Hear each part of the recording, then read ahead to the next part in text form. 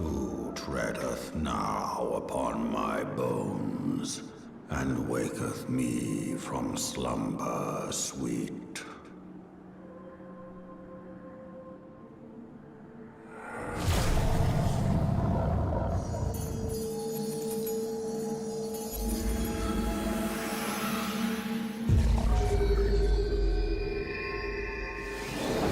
Thou hast forgotten the face of thy lord. Remember, mortal, and fear me.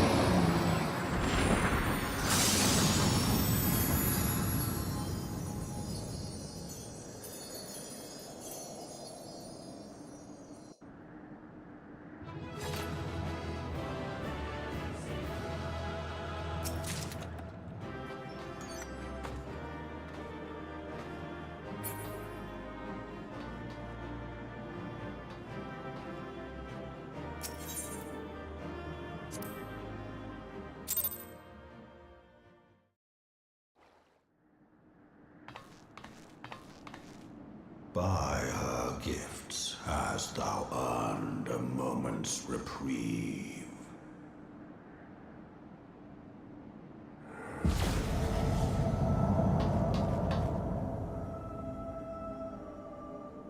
Speak, mortal, and I shall listen.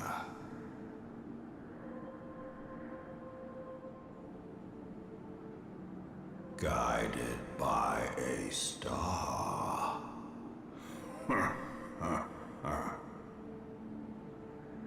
My people have heard the song. Ishgard shall burn.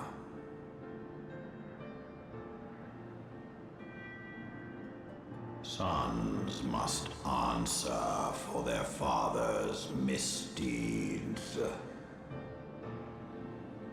We do not forget.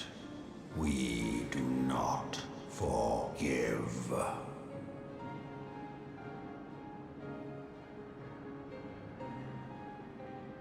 Seven children did I sire. One now singeth of retribution. I rise to join in the chorus. Thou art powerless to silence us, mortal. Yet thou shalt not live to labor in vain. Thy reprieve is at an end.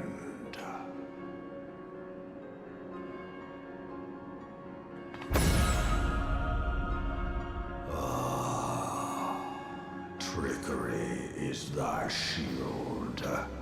This frail, ignoble creature is not gifted, but chosen. Hearken to me, Hydaelyn. I remember, and I consent.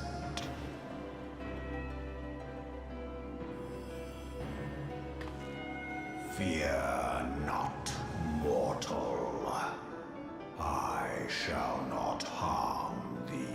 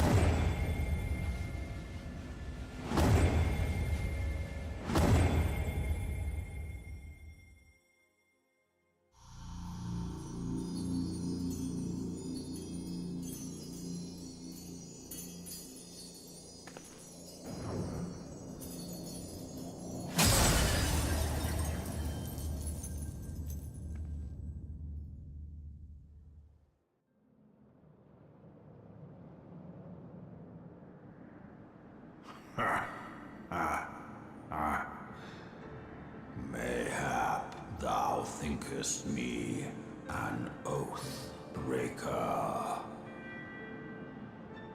Thou art mistaken.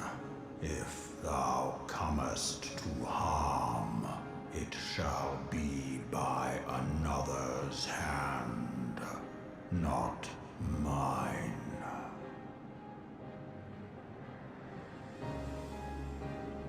I did but strip thee of thy mistress's feeble blessing. Thou didst profit much by her grace, but no more.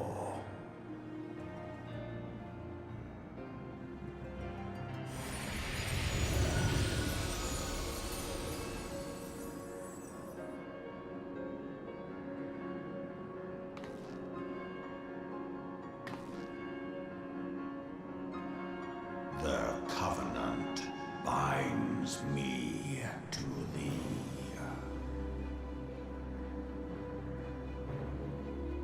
I shall watch, listen, and wait. Fight and struggle, if it be thy will. Man hath ever coveted that which lieth beyond his grasp.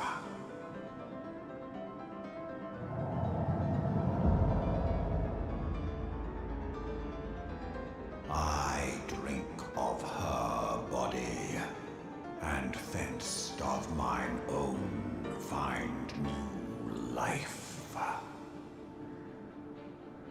When it hath grown whole, the loyal and penitent shall rejoice. The dragon song heraldeth a beginning and an end.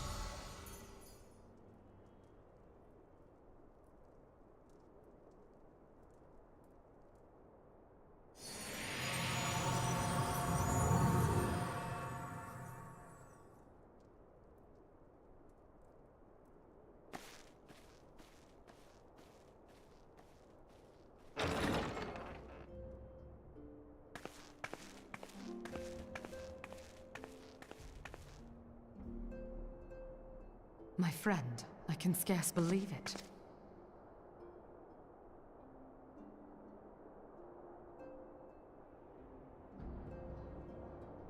I give thanks to Helone for your preservation. It is our sole cause for gladness. Your encounter with the Keeper of the Lake served to confirm our fears. A great worm has roared, and it makes little difference if it was one of the two in Eorzea or any other. The Dravanians are coming.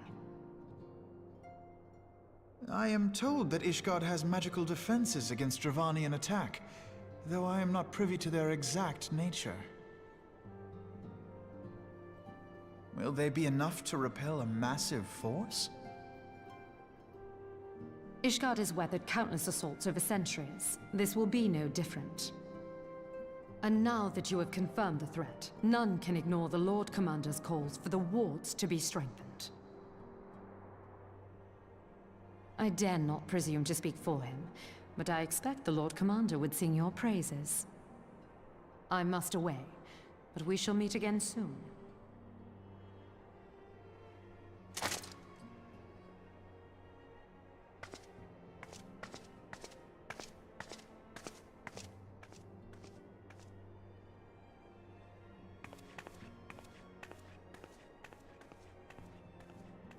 Countless assaults weathered, and this will be no different? Why am I not convinced?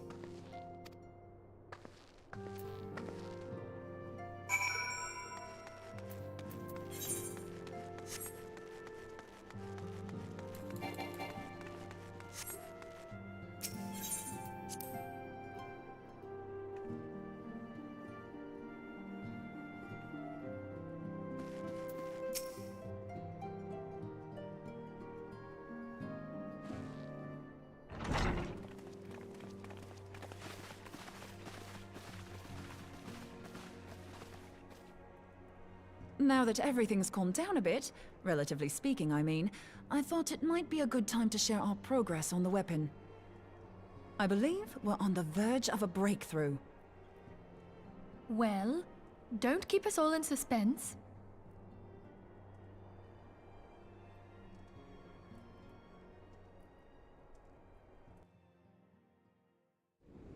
Just in case anyone's forgotten, let's start by reviewing what we already know.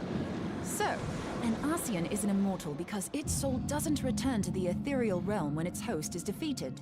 Instead, it flees to the place that lies between our world and the Void. Therefore, the first step to permanently defeating an Ascian is preventing its soul from making this journey. And if you recall, when we last gathered here, I had verified that white auracite has adequate capacity to entrap the beings, albeit only briefly. Which left the small matter of their extermination. Aye. To unmake an Ascian soul, one must needs smite it with a concentrated burst, or blade, of purest ether. However, we wanted for both the data and the means to forge such a weapon. Short of experimenting on an actual Ascian, you see, there's no way to gauge how much ether its soul is made of. As such, we don't know what etheric density our blade needs to have in order for it to work. So we'll just have to make the densest blade we can and hope for the best. Though that would require a lot of ether. Hang on a minute! Why didn't we think of this before? White auracite can hold an absolute heap of ether, can't it? Please tell me you're joking. God's sakes, Ida. I feel as though I'm reliving the same scene over and over with you. How many times do you need to be told that white auricite cannot store ether for long periods? Being intangible matter, ether is given to dispersion. Only in its crystallized form is it a stable source of energy. I will test you later on this, so see to it you do not forget. Right, yes. It's all coming back to me. So our hopes rest on good old crystals again, do they? While they are certainly reliable, they leave something to be desired in the area of portability. Indeed. I am reminded of the quantity of corrupted crystals required to thwart Leviathan, and the extraordinary lengths to which the Lamentsons went to transport them. What if it should prove that a similar quantity was needed to destroy an Ascian's soul? Or still more?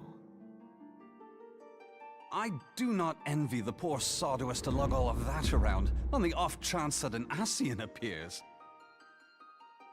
That's the very problem we set out to solve. And I reckon we've found the answer. If it isn't practical to lug around the ether we need, we'll just have to draw upon another source. And the only viable source is the land. If you mean to tap the Great River of Ether, know that it will entail considerable risk. Meddling with the currents may well induce a surge like to the one which despoiled Mordona. Give me a bit more credit, will you? Why would we need to tap the river when there are veritable reservoirs jutting out all over the land? I speak of corrupted crystals.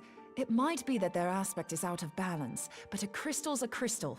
It contains ether, and we can help ourselves to it. While corrupted crystals are indeed abundant, there is no guarantee that they will be in close proximity at a crucial moment. But what if we don't need them to be? What if we could tap their power from afar?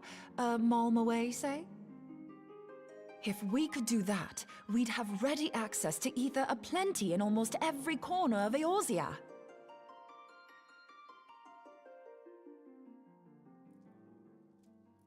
I've yet to put my theories to the proof, but I've got a good feeling about this. If no one has any objections, I'd like to see where this avenue leads. If you think it worth your while, you have my blessing. But tell us, what are your theories? I, for one, am most eager to understand the process, however vaguely. I thought you might say that. But no one wants to listen to boring old theories all day, do they? I know I don't. So with your permission, I'd like to try something a bit more hands-on. I've already built an etheric siphon especially for this purpose, and I've been meaning to try it out. Thing is, the profusion of corrupted crystals in Mordona makes it something of a high-risk testing ground. If anything goes awry with the siphon, it would be better if it didn't happen within spitting distance of quite so much ether. Ideally, I need an isolated specimen. Does anyone know where I can find one?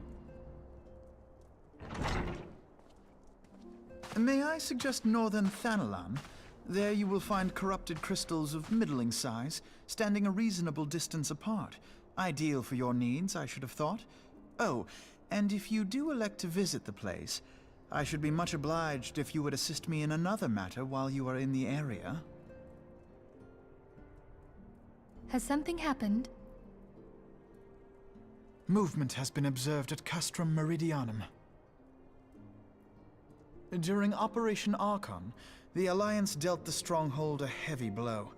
Its facilities were extensively damaged, and its garrison reduced to a fraction of its former strength. Not long after our forces withdrew, however, their ranks were replenished by reinforcements from Castrum's sentry. They now seek to rebuild, and to this end they have their sights set upon the ceruleum processing plant. Having lost the Empire's support, the 14th Legion lacks the resources to sustain itself. To them, this is a bid for survival, and they will doubtless fight like desperate men. Though I have dispatched the Crystal Braves, I fear their strength alone may not suffice to stay the Imperial assault. I would request the Scion's aid in the defensive effort. If I didn't know better, I'd say you were trying to inveigle us into fighting your battle with the promise of shiny crystals. Well then, consider me inveigled. I won't lie, the crystals you speak of sound perfect, so the Garleans have to go. Besides, we can't afford to beat about the bush. There's no telling when the Arsians will next appear. Thine eagerness to hurl thyself into the jaws of danger cometh as little surprise. Exercise due caution, I prithee. Though you have become a crystal brave, you are yet a scion, Alphino. We could hardly refuse you. Pray, join the Crystal Braves and lend them your support. Thangred and Papalymo shall accompany you.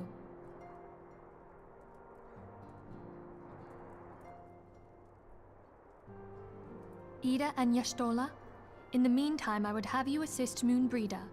Scout out the crystal clusters, that the testing may commence as soon as the Garlean threat has been eliminated.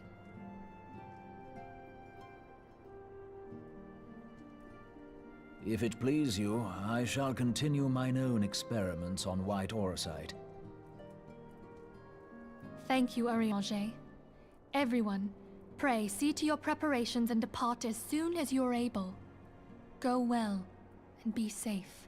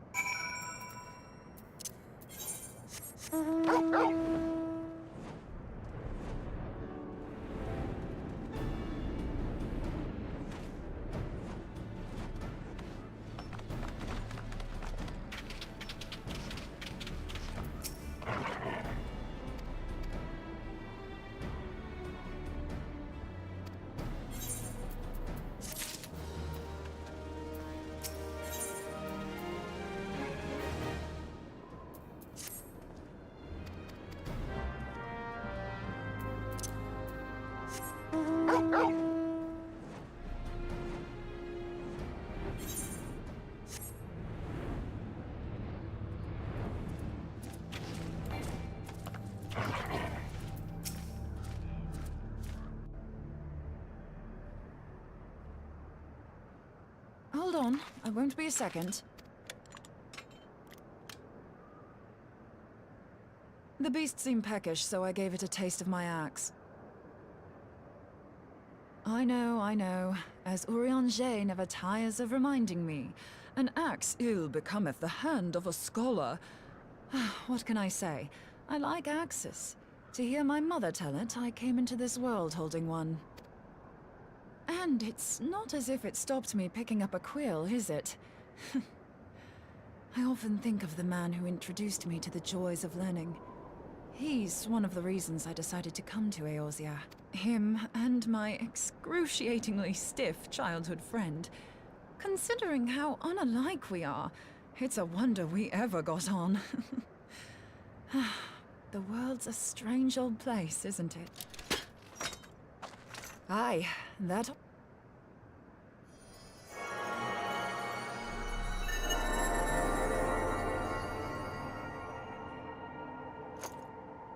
So far, so good. At these concentrations, it shouldn't matter too much if something goes awry. Just enough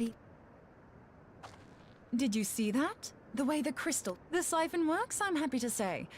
I'm not sure how to go about... She senses me. A useful talent.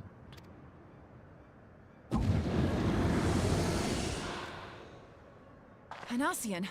Are they onto us? By your brand, I see you are an Archon of Sharlayan, keeper of knowledge, seeker of truth. Meddler. I don't know what the hell's you're saying, but I don't much like your tone. Your instincts serve you well. But come, be not unsettled on my account. That lovely brow was not made for frowns. But I waste my breath. Let me direct my words to one who understands them. And you have long been a thorn in my side. I suffered the overweening presence of La Habrea that men might host the power of gods, only for you to undo my hard work.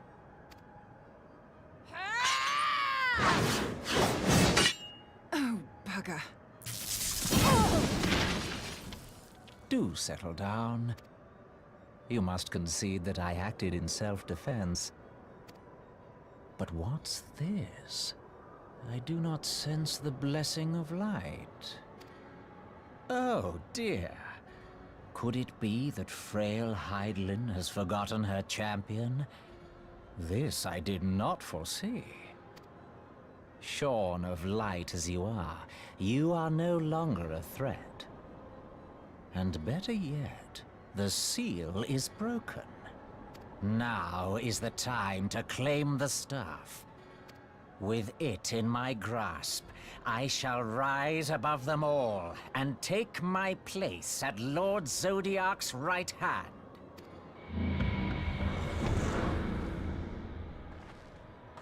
What did that bastard want with us? Nobrialis, he calls himself. With charm like that, I'll bet he has maidens falling at his feet, unconscious. But Oh, gods. He means Tupsimati, Master Louis Soir's staff. Minfilia's in danger.